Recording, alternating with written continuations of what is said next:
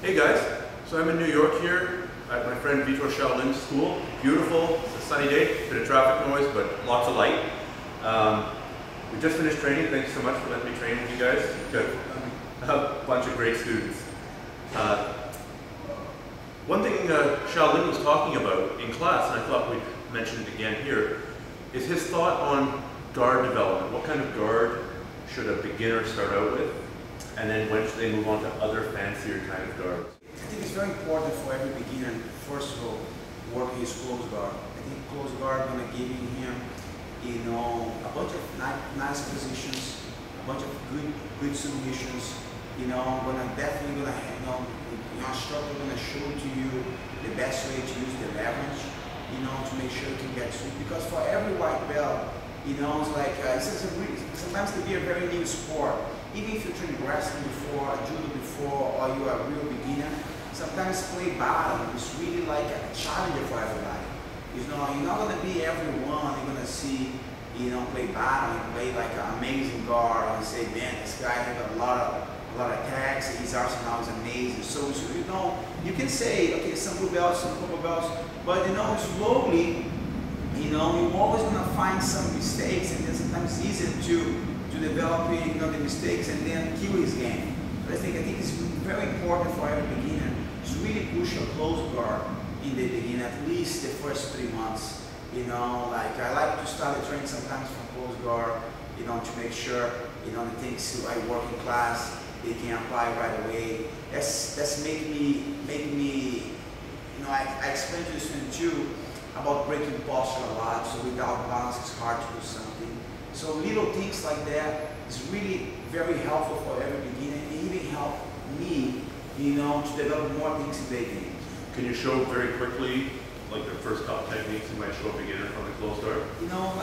Simple things I like to work when as soon as I get here, for a bottom guy, first of all make sure, he uses his feet well. So sometimes guys have a lot of trouble to close the guard. Any little push, somebody can open the guard. So I always make him understand, he not squeeze, he cross the feet, but he relax with his legs here.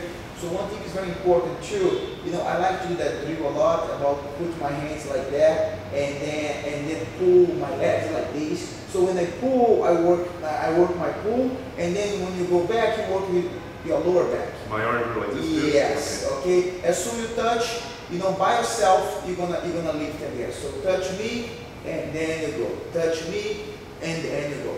So I work something important to me, you work something important to you about your posture, increase your lower back. But slowly strength, slowly increase, because I don't want to push your lower back too much. So now, the white belt already learned how break posture a little bit.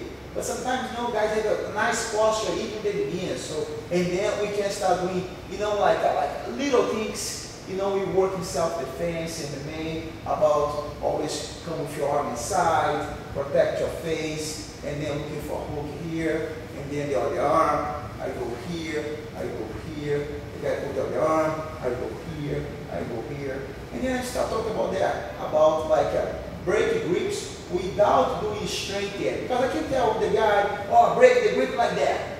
Yeah, I can tell anything I want, but it's not everybody gonna come and break like a nice grip like that. So it's much better if I can use my whole body, maybe a little help, and then break, this way. I break a grip, then you start reset everything, and then to open my guard again. So afterwards, after you use my leg, use my arms here, I'm going to start using your elbow here. So sometimes people like to keep the elbows tight like that. I like to open a little bit and now use my legs. Open a little bit and now use my legs. Okay, as I do for a couple of times too, at least 2 times a week. At least 2 times a week. And the last part I talk, even the guy had amazing elbows. Right now I come in here. Alright, now I come in here, I go against your neck right away, and now pull my legs again, and then break your posture. So in that situation here, I definitely ask the guy on top to stay very tight, to the guy who really work his pull, and then you work your strength about right now your lower back and your triceps to keep me away. That's the simple things we work before I even talk about the sweeps. Okay, without a nice fit here, without break a posture, I'm never gonna play anything. You know, so and then slowly, I like to, you know, keep his hands like this. So and then do one simple movement like that. You know, I think before the sweep, I think make sure, you know, I make a little bit loose in here. Alright, sometimes, you know, some guys can get a little belly, you know, and maybe that belly can block him a little bit. But if you get more loose here, even if it is little belly, no problem at all. So we're gonna start getting that position. And I'm gonna try to explain him about, normally I not try attack here. Okay, I go into the sides. Okay, go into the sides to work your arms, to work your arms, to work your arms, to work your arms, to work your arms, work your arms, work your elbows, work shoulders. So I can work your neck, yes. But you know, slowly I'm gonna make this stick for the guy, because in the future I'm gonna explain him about hip escape, I'm gonna explain him about push, I'm gonna explain him about turning his body and shrink. So there's a lot of things, so he needs to understand about the side, because sometimes as soon as you open my door, he stay here. So he should know about turning his body when the guy comes to that side. He should know about coming to this side when the guy comes to that side. So things the white belt should know, and sometimes the coach expect, you know, okay, he know about that. No, he don't know about that. So you need to talk to him, you need to show him. And I think that's make a lot of difference, you know. And later, we're going to start talking about the sweeps. You know, I really like the sweeps. Like simple sweeps, ankle sweep. You know, control both ankles, put your knees together, push the guy back. You know, scissor sweep. You know, very simple too. Gonna give him like a lot of big idea about hip escape, sweep, work the leverage, control the arm, break the posture. So many things you're gonna use for a whole life. And I think that's make a huge difference. Like work the fundamentals with the beginner. You know, and later the fancy thing become more natural. You know, people looking for natural, people looking for watch some things on video, but without knowing the fundamentals first, without knowing a nice hip escape, a nice escape from guillotine, a nice escape from this, from that. So this is important to know first. So they have an amazing upside down, inside out triangle attack, but yeah, no but hip as soon escape. as you pick somebody old school with like amazing pass, tight pass, you're gonna feel so confused because I only used to play with guys fancy against fancy game. Now I work with this guy. He had amazing balance, amazing. His hip is so low, his elbows not leaving any space. How I play this guy like that? You know, but you don't know because you're already too loose. You know, we don't have anything tight in the game. So that's the thing. I try, you know, like push my guys, ankle sweep, scissor sweep, more proper sweep, like some sweeps, you know, from close guard, and sometimes you even don't need to open your guard.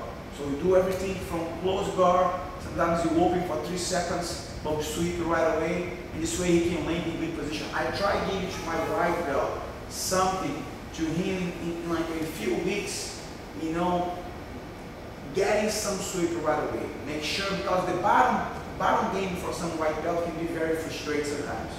You know, and heavy guys against lighter guys, sometimes the heavy guy already have the strength, he normally play top.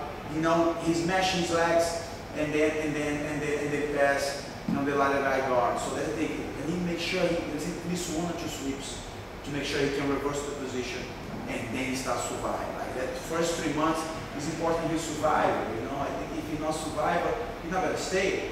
I want to make sure the white. Normally, the beginners lighter, they pay attention more. I think because of this, because they suffer so much.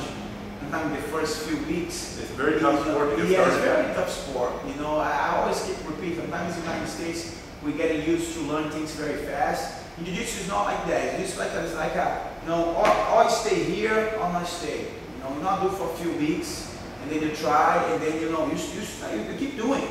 You get hurt, you cut something, you break something, but you keep doing it. You stop for a little while, because work, because kids, because this, but you always come back. Because it's like a surf. You know, you stay inside of your heart, you love this sport, and then you keep doing it. So I think people sometimes have a wrong idea about jiu-jitsu, and sometimes if the place don't have a lot of jiu-jitsu places, so it's even worse because nobody knows.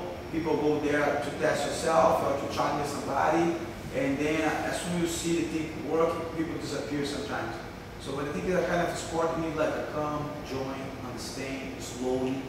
You know, there's no need getting knowledge. Make sure you find a good instructor, because you know if somebody not treat you well the first 2 weeks, no reason to stay. I think that's the biggest things I worry about in my school, and slowly we're gonna get there. Awesome. Well, that's a ton of advice for people just starting out.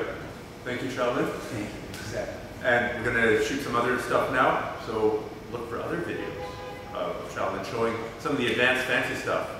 But watch this one first.